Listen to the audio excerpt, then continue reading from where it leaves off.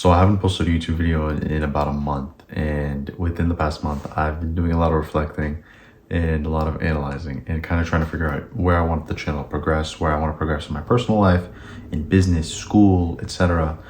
And the one thing that I've been coming back to every night when I journal is the why. You know, why do I want to self-improve? What is my why behind this move that I'm about to make?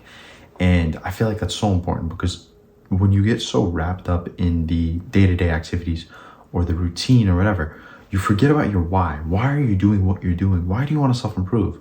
So I decided to make a little video about it, just kind of dive into it, because I feel like this is something that a lot of people are going through, and hopefully this can help. So like I said, first thing you need to focus on is your why. You know, find out, why do you want to self-improve? Why do you want to grow in the gym, you know, grow a following, etc., etc.? What is your reason behind it?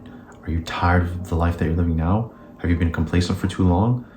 Kind of understand that and dive into that. And I'd say, at best, take a day and just kind of jot down everything on a piece of paper or pieces of paper and understand, what do you not like about yourself and where do you want to be? It's a good amount of time to see whether something worked out or not, because you can't really tell. I mean, yeah, you could see some changes in a year, but 5 to 10 years is really when you're going to see, you know, did the business make it? Have you made it? You know, where are you currently? Are you still in the same place that you are today?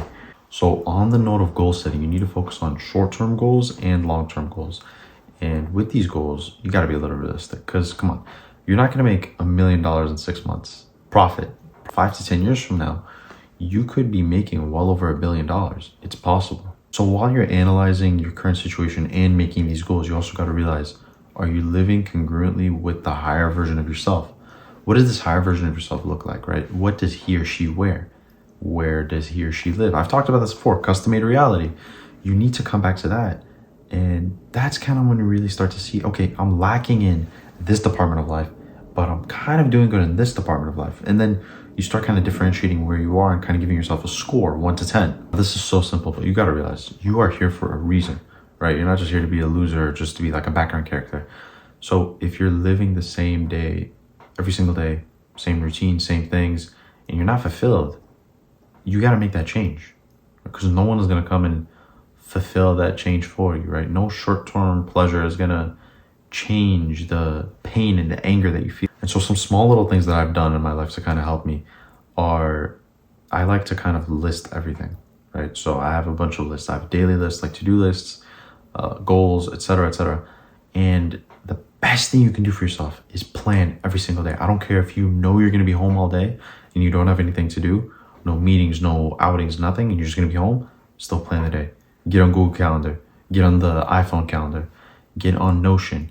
Just do something and plan your days in advance. Plan them the night before, because really a good day starts the night before, right? What night routine do you have?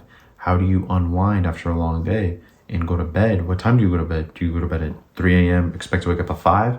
Because 2 hours of sleep, you're literally running on fumes, and that's not sustainable. You can do it for a little amount of time, but you're not going to be able to do that forever and ever and ever. You're going to burn out. On the note of lists, you also have to check in with yourself. Jim Rohn says, on the 7th day of the week, Sunday, check in with yourself. Spend an hour, 2 hours, 3 hours, and reflect on the past week, right? What have you done? What have you not done? What did you accomplish? Who did you meet? What do you wish you could have done differently? And plan moving forward. What are you going to do differently? And look, you're gonna hit a bunch of speed bumps down the road. There's gonna be a lot of forks in the road.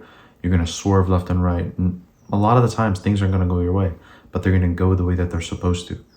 And you have to understand, whether you believe in God or not, or a higher power, or the universe or spiritual being, this is all bigger than us.